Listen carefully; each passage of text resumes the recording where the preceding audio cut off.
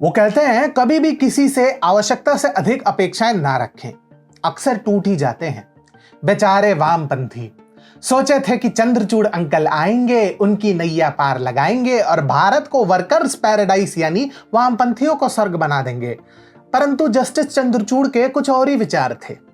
नमस्कार मित्रों, टीएफआई पर आपका हार्दिक स्वागत है और मैं अनिमेश पांडे आपको बताऊंगा कि कैसे द केरल स्टोरी पर प्रतिबंध हटाकर सीजेआई चंद्रचूड़ ने एक विचित्र माहौल उत्पन्न किया है और क्यों अब लिबरलों से ना निगलते बन रहा है और ना ही उगलते। तो विलंब आरंभ करते हैं। सुदीप्तो सेन द्वारा निर्देशित द केरल स्टोरी को किसी विशेष परिचय की आवश्यकता नहीं। इस फिल्म ने समस्त देश का ध्यान अवैध धर्मांतरण और उसके आईएसआईएस कनेक्शन की ओर आकृष्ट करते हुए बॉक्स ऑफिस पर धूम मचा रखी है। फिल्म ने अब तक लगभग 20 से 30 करोड़ के बजट के मुकाबले करीब 165 करोड़ की कमाई घरेलू स्तर पर और 200 करोड़ से अधिक की कमाई वैश्विक स्तर पर की है। अब ये फिल्म घरेलू स्तर पर 200 करोड़ क्लब की ओर अग्रसर है, परंतु कुछ ऐसे भी लोग हैं जो कुछ अलग ही प्रकार से इस फिल्म को बढ़ावा दे रहे हैं।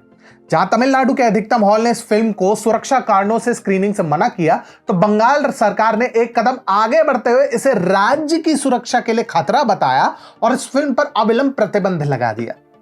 अब इसी विषय पर ममता प्रशासन और साथ ही साथ वामपंथियों को सुप्रीम कोर्ट ने जबरदस्त झटका देकर इस फिल्म से प्रतिबंध हटाया है।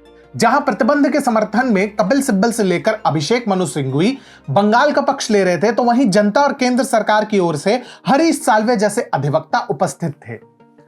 हरीश साल्वे ने सुप्रीम कोर्ट के ही एक मामले का उदाहरण देते हुए इस फिल्म पर लगे अनावश्यक प्रतिबंध हटाने की मांग की।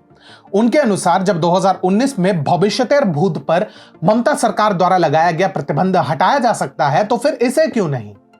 इस पर अभिषेक मनु सिंघवी ने कानून व्यवस्था की दुहाई देते हुए कहा कि इस फिल्म के समस्त तथ्य झूठ हैं और यह राज्य में अराजकता फैला सकता है।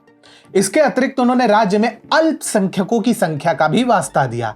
इसी विषय पर सीजे चंद्रचूड़ भाग गए। उन्होंने पूछा, तो क्या भीड़ के डर से फ्री स्पीच पर लगाम लगा दे? जी हां, यह बात सीजेआई चंद्रचूड़ ने कही है। जिस प्रकार से इन्होंने कट्टरपंथियों को इस विषय पर धोया है, उसके अनेक अर्थ निकाले जा सकते हैं, परंतु अगर इनके पिछले रिकॉर्ड को देखें तो एक बात पक्की है, सीजेआई डीवाई चंद्रचूड़ काफी विचित्र व्यक्ति है। जितने ही ये लिबरलों के प्रिय हैं, उतने ही इनके कई निर्णय उन्हें बगले झांकने पर भी विवश कर देते हैं। ऐसा इसलिए क्योंकि इसी फ्री स्पीच के आधार पर इन्होंने पिछले वर्ष मोहम्मद जुबैर को पर्याप्त साक्ष्य होने के बाद भी बेल पर छोड़ दिया। परंतु अगर समय का चक्र कुछ वर्ष पूर्व ले जाए, तो जिस आधार पर मोहम्मद जुबैर को छोड़ा गया, उसी आधार पर महाविकास अघाड़ी को जोर का झटका देते हुए इन्हीं चंद्रचूड़ ने अभिव्यक्ति की स्वतंत्रता के आधार पर अर्नब गोस्वामी के जेल भेजे जाने को अवैध बताया और उन्हें अविलंब रिहा करने के आदेश दिए।